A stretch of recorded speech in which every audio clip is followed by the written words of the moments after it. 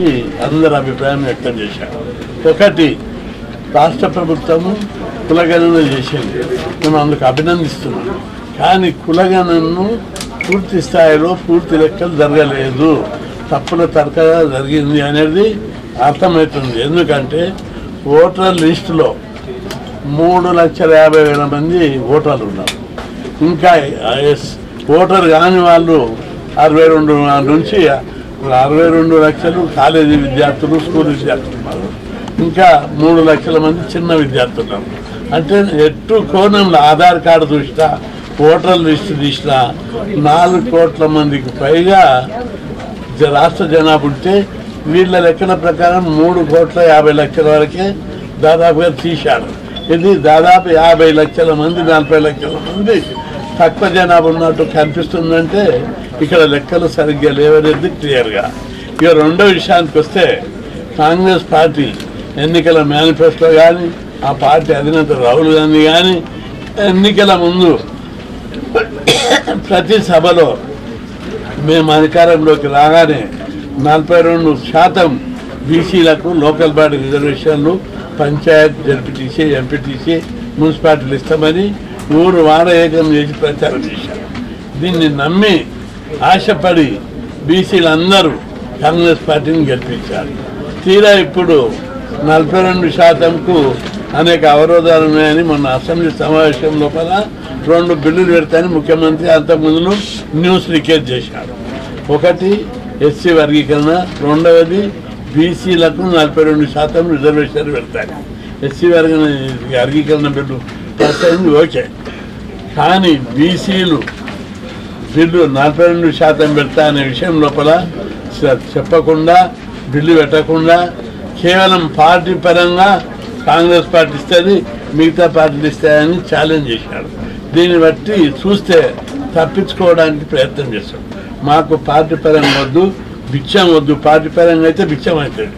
చట్టపరంగా అసెంబ్లీలో బిల్లు పెట్టి బీసీలకు లోకల్ బాడీ రిజర్వేషన్లో, పంచాయత్, మున్సిపల్ రిజర్వేషన్లో 42% డిసైడ్ చేసి అసెంబ్లీలో చట్టం చేయాలి. అప్పుడు అన్ని పార్టీలు తప్పనిసరిగా బీసీలకే ఇస్తాయి, రిజర్వేషన్ అవుతుంది. ఆ రిజర్వ్ స్థానాల్లో అన్ని పార్టీలు బీసీలో పెడతాయి. లేకపోతే రిజర్వేషన్లు 42 పెంచకుండా కేవలం పార్టీ పరంగా ఇస్తే ఒక పార్టీ బీసీలకు ఇస్తుంది, ఇంకో పార్టీ ఓసీలకు ఇస్తుంది. అప్పుడు డబ్బున్నటువంటి ఓసీలు గెలుస్తారు, డబ్బు లేనటువంటి బీసీలు ఓడిపోతారు. ఇది వద్దే వద్దు, ఆ పద్ధతే వద్దు.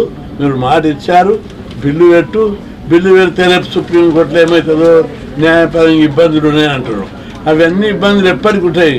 ఇప్పుడు 50% సీలింగ్ అనేది మండల్ కమిషన్ అప్పుడు డిసైడ్ చేశారు.